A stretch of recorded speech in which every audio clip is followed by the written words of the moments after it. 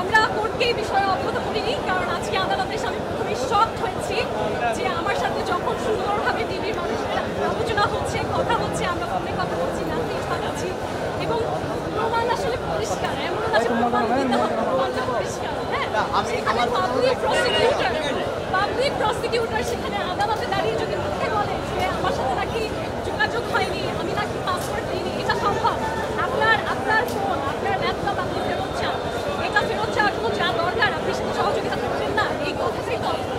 এবং DB office থেকে নিজের মুখে তারা আমাকে বলেছে যে আপনার ফোন আমরা খুলতে পেরেছি, পাসওয়ার্ড পেয়েছি, আমরা সিআইডিকে আদালতে যখন আপনি আপনার জিনিস ফেরত পাচ্ছেন তখন আপনার জিনিসের দলগুলো আমাদেরকে দেখিয়ে, আমি তো ভেবেছিলাম আজকে একটা সুবিচার পাবো, আপনাদের একটা সুন্দর খবর দিব, সরকার।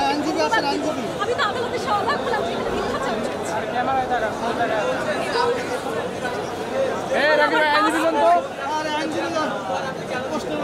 জি, আবার বলুন।